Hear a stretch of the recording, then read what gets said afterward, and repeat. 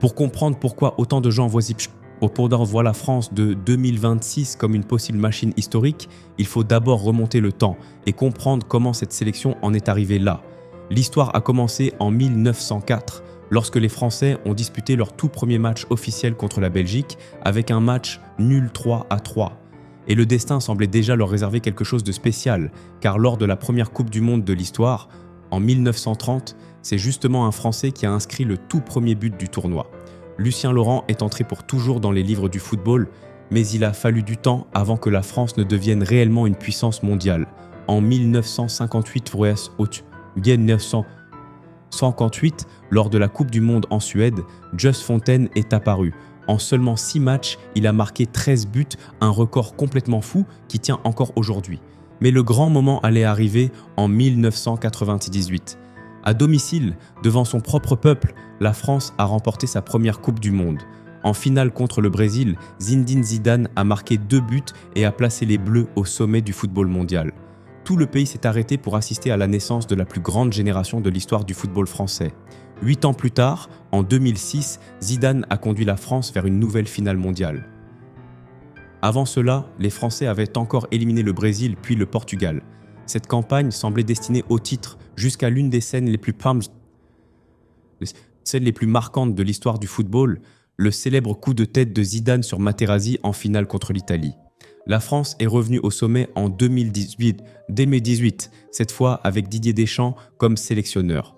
Une équipe jeune, rapide et incroyablement talentueuse, menée par un garçon de seulement 19 ans nommé Kylian Mbappé. Il a inscrit 4 buts durant ce mondial et a montré au monde entier qu'une nouvelle ère venait de commencer. En 2022, les Français ont atteint une nouvelle finale. Et même en perdant au tir au but contre l'Argentine, Mbappé a réalisé quelque chose d'incroyable. Inscrire 3 buts en finale de Coupe du Monde. Un triplé en finale, quelque chose qui semblait impossible dans le football moderne. Aujourd'hui, la France compte 2 Coupes du Monde, 2 Euros et une Ligue des Nations. Elle fait déjà partie des sélections les plus victorieuses du football moderne. Mais 2026 pourrait représenter quelque chose d'encore plus grand. Didier Deschamps a déjà confirmé que ce sera sa dernière Coupe du Monde à la tête des Bleus. L'homme qui a gagné le mondial comme joueur en 1998, puis comme entraîneur en 2018, approche de la fin de l'un des cycles les plus victorieux de l'histoire du football français.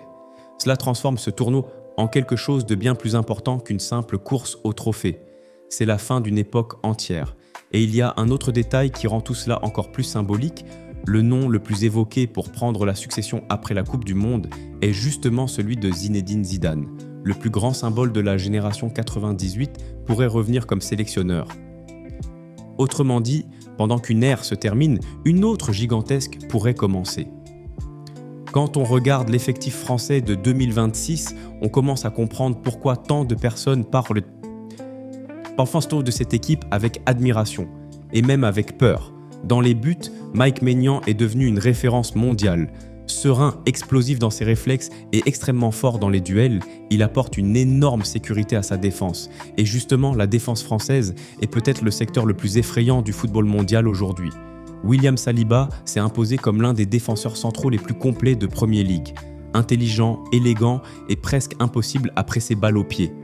À ses côtés, on retrouve Ibrahima Konaté, un défenseur puissant, dominant physiquement et agressif dans les duels, sans oublier Upamecano qui combine vitesse et puissance à un niveau impressionnant. Sur les côtés, la France est également impressionnante. Jules Koundé apporte une polyvalence totale capable de jouer à plusieurs postes défensifs. Et à gauche, Théo Hernandez reste une arme dévastatrice en transition offensive. En plus de lui, Lucas Hernandez apporte expérience et solidité défensive. Cette ligne défensive à elle seule suffirait déjà à faire de la France l'une des favorites. Mais le milieu de terrain français est peut-être encore plus impressionnant. N'Golo Kanté reste ce joueur unique capable de récupérer des ballons comme très peu de joueurs au monde. Même avec plus d'expérience aujourd'hui, il reste essentiel à l'équilibre de l'équipe. Tchouaméni contrôle le rythme du jeu et protège la défense avec une énorme intelligence tactique. Et Zahir Emery représente l'avenir qui arrive beaucoup trop tôt, avec une maturité impressionnante pour son âge. Mais c'est en attaque que cette équipe de France devient réellement terrifiante. Kylian Mbappé arrive en 2026 au sommet de sa carrière. Il possède déjà des statistiques historiques en Coupe du Monde et semble totalement obsédé par un 3e titre mondial pour la France. Grâce à sa vitesse, sa finition et sa capacité à décider des grands matchs, il fait déjà définitivement partie des plus grands joueurs de l'ère moderne. À ses côtés, Ousmane Dembélé est enfin devenu le joueur que le football promettait depuis des années. Après des saisons irrégulières, il est aujourd'hui décisif, imprévisible et extrêmement mature sur le terrain. Michael Olise est devenu l'un des joueurs les plus créatifs d'Europe, accumulant les passes décisives et les contributions offensives à un rythme impressionnant.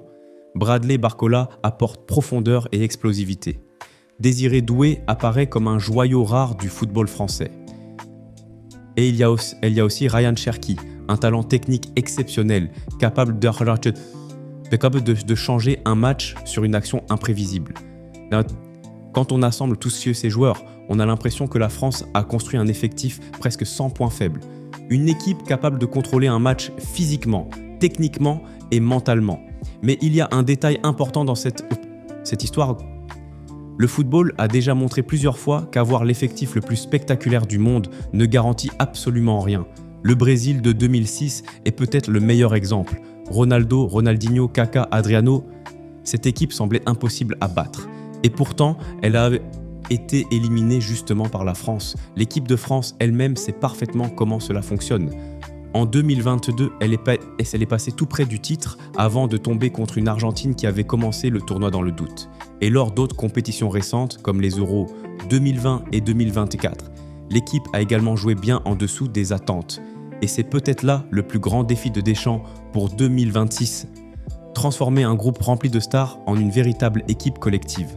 Parce que lorsque les individualités passent avant le collectif, même les meilleurs joueurs du monde ne peuvent pas sauver une équipe. Mais si la France réussit à faire fonctionner toutes ces pièces ensemble, alors le scénario change complètement.